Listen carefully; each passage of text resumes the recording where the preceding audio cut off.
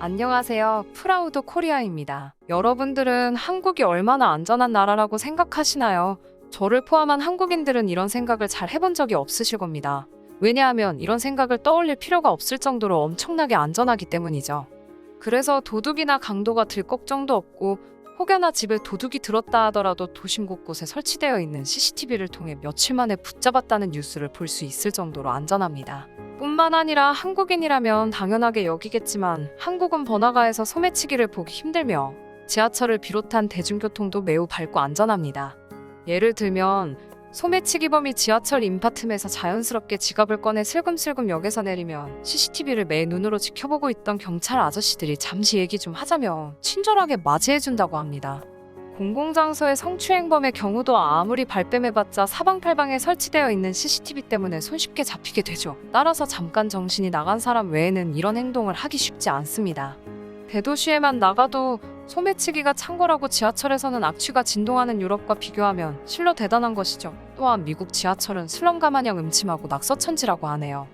그런데 언제부터 우리가 이렇게 편하게 발 뻗고 잘 수 있을 정도로 한국의 치안이 좋아졌을까요? 1980년대일까요? 90년대일까요? 놀랍게도 우리나라는 1970년대에도 치안은 좋은 편이었다고 하는데요. 1979년 미국의 살인율은 10만 명에 9.7명, 일본은 1.6이었는데 한국은 1.22명이었다고 합니다. 사실 이때만 해도 선진국들에 비해 치안은 훌륭하다고 볼 수 있죠. 70년대 당시만 해도 먹고 살기 바쁜 시절이고 시민의식이 막 정립되던 시기라 아닐 것 같았는데 예상과도 결과가 달라 새삼 놀랍네요. 한편 앞서 말씀드린 에 대한 지표 외에도 검거율 또한 해외에 비교하면 눈에 띄게 높은데요. 우리나라는 지문과 주민등록번호 체제를 확립해 검거율이 점점 올라가 2019년도 기준에는 83.3%까지 올라갔다고 합니다. 이는 한국의 유명한 사이코패스이며 아직도 거론되기도 하는 유영철이 한몫했다고 하는데요.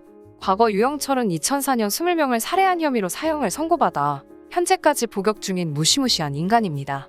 전문가들은 한국 경찰들의 높은 범인 검거율은 유영철의 원한이나 우발적인 동기 없이 무차별적으로 살인이 가능하다는 것을 알게 되었고 사이코패스 범죄자들을 수사하는 과학 수사와 프로파일링 기법이 전문적으로 발전될 수 있었다고 합니다. 이렇듯 전반적으로 범죄를 저지르는 국민이 적다 보니 설문조사에 따르면 우리나라는 밤에 혼자 걸어도 안전하다고 생각하는 나라 중 하나라고 하는데요. 그렇게 생각한다고 답한 비율이 무려 75%나 된다고 합니다. 나머지 25%는 도대체 뭐지? 라고 생각하시는 분들도 많으실 텐데 한국의 별의별 사람들을 모아 표본조사한 것이기 때문에 통계치가 이 정도 나온다는 것은 정말 대단한 것으로 볼 수 있습니다.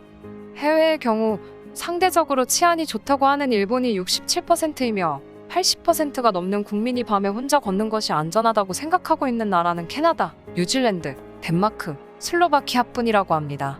이 국가들은 우리나라처럼 도심이 촘촘하게 펼쳐져 있는 국가도 아니고 범죄율 자체는 동아시아에 비해 높은 편으로 실제론 해가 지면 안 나가는 게 신상에 좋다고 하네요.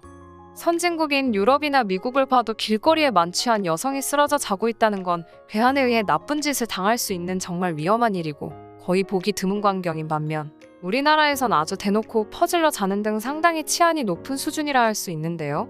그마저도 실제로 쓰러져서 자는 사람이 있으면 대부분은 행인이 신고해주며 이상한 짓을 시도하는 사례가 있기야 하겠지만 나중엔 결국 잡히게 되죠.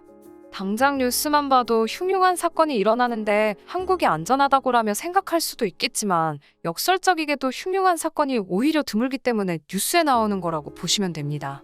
러시아나 미국처럼 이런 일이 흔하면 사망자가 2자릿수가 넘어가거나 혹은 범행 방식이 무지막지하게 잔혹하거나 하지 않는 이상 뉴스거리도 안 되겠죠. 그리고 매체의 발달로 정보 접근성이 높아지면서 그런 사건을 좀 더 쉽게 알 수 있게 되었습니다. 애초에 여성이 밤 늦게 돌아다녀도 별 지장 없고 초등학교 저학년 아이들도 알아서 등하교를 할 수 있는 나라는 전 세계적으로 드물다는 것 알고 계신 분들도 있을 겁니다. 사실 우리 일상에서 가장 쉽게 느낄 수 있는 게 여고생이 야간 자율 학습을 해도 치안 문제 때문에 반발이 일어나지는 않는 것을 봐도 알 수 있지 않을까요? 세계 각국에서 문제가 많은 종교 분쟁과 인종 분쟁, 지역 분쟁도 폭력적인 수준으로 번지는 일은 없다시피 하고 테러라고 부를 만한 사건은 개국 이래 손에 꼽을 정도로 적죠. 그래서 서구권 선진국들 그리고 여러 치안 문제를 겪는 나라들에서도 한국의 훌륭한 치안 기술을 배우러 연수 오는 경찰들과 검사들이 많다고 합니다. 최근엔 이를 잘 보여주듯이 작년 10월 한국에서 국제경찰청장회의가 열렸었는데요. 전 세계 경찰 수장들이 모인 자리에서 한국의 치안 성과를 공유하여 세계 치안의 모범을 보이는 자리를 마련했다고 합니다. 뿐만 아니라 우리 경찰청은 올해 총 42개국에서 총 492억 원 규모의 공적개발원 조사업과 경찰 전문가 파견 등 치안 한류 사업을 진행하기로 결정했는데요. 이는 지난해 13개국이었던 대상국의 3배나 늘어난 수치라고 합니다. 우리 치안이 과학수사와 범죄 예방 등 다양한 분야에서 세계적으로 인정받음에 따라 개발도상국 등을 대상으로 하는 치안 한류 사업이 다각화되고 있다는 것입니다. 구체적으로 올해 치안 분야 공적개발원 조사업 구성을 살펴보면 베트남 2차 과학수사, 중미상국 범죄 예방, 엘살바도르 범죄 예방, 필리핀 수사 역량 강화 사업, 인도네시아 사이버 수사 역량 강화 사업 등 말씀드린 국가 외에도 엄청나게 많은 국가에서 역량 강화 사업들이 진행 중이라고 합니다. 거의 이쯤 되면 전 세계 치안 선생님은 한국이라고 볼 수 있을 것 같네요. 실제 2019년 1차 사업이 종료된 이후 베트남의 경우 수사기관의 증거분석 성공률은 2016년 기준 최대 60%에서 최대 80%로 상승하여 한국식 치안 효과를 입증했습니다. 그렇다면 진짜로 한국에 놀러오는 외국인들은 한국의 치안에 대해 어떻게 생각할까요? 이는 세계 생활 수준을 비교하는 사이트인 넘비오에서 확인할 수 있습니다. 여행자들을 대상으로 세계에서 가장 치안이 좋은 국가를 순위를 조사했는데 넘비오는 사이트 방문자를 통해 총 117국가를 대상으로 설문조사를 했습니다. 안전지수 80점 이상은 치안 수준이 매우 높은 나라, 60점에서 80점은 높음, 40점에서 60점은 보통, 20점에서 40점은 불안, 20점 미만은 매우 불안으로 총 5가지에 걸쳐서 구분했는데요. 어느 정도 예상하셨겠지만 한국은 치안 수준 85점을 넘겨 1위를 차지했습니다. 매우 높음에 해당하는 나라는 싱가포르와 일본 단 두 국가만 선정되었는데 일본은 간신히 80점을 넘겨 우리랑 5점 이상의 격차가 나네요. 이렇게 치안 수준이 매우 높음 이상을 획득한 국가들의 수치를 말로 표현한다면 여성이 밤길을 혼자 다녀도 불안을 느끼지 않는 수준으로 엄청 안전한 나라라고 볼 수 있죠. 사실 우리나라의 경우 외국 관광객들의 눈에는 북한이 거슬릴 수밖에 없어 언제나 한국 여행을 오기 전까진 외국 여러 커뮤니티에 정세가 불안하지 않냐고 물어보는 글들이 넘쳐나는데요. 그래서 이번 설문조사에서도 이런 페널티가 적용될 수밖에 없었을 것이고 우리의 입장에선 조금 억울한 감이 있습니다. 이런 북한 리스크만 없었다면 90점은 거뜬히 넘기지 않았을까 생각되네요. 한편 대부분의 유럽 선진국들은 높음인 60에서 80점 사이에 머물러 상위권에 랭크됐으며 매우 불안으로 최악의 수준을 나타나는 나라는 남수단과 베네수엘라가 선정되었습니다. 그런데 필리핀이나 인도네시아, 태국, 말레이시아, 캄보디아, 베트남, 라오스 같은 나라들은 왜 최상위권에 포함될 수 없었을까요? 동남아 여행을 가보신 분들이라면 순위는 어느 정도 예측하셨을 테지만 이유에 대해서 깊게 생각해보지 않았을 것입니다. 피부색이 문제일까요? 피부색이나 문화적 관점을 적용하는 것은 객관적이지 않기 때문에 판단 기준으로 삼기는 곤란할 수도 있을 것입니다.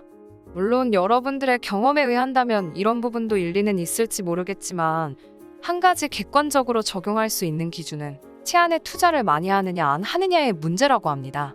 결국 한국가가 치안에 투자를 많이 하려면 경제력이 뒷받침되어야 하는데요. 먹고 사는 문제가 해결돼야 치안과 같은 복지 투자 여력이 생길 수 있는 것입니다. 또한 잘 살게 되면 자연스럽게 안전함에 대한 욕구는 증가할 수밖에 없죠.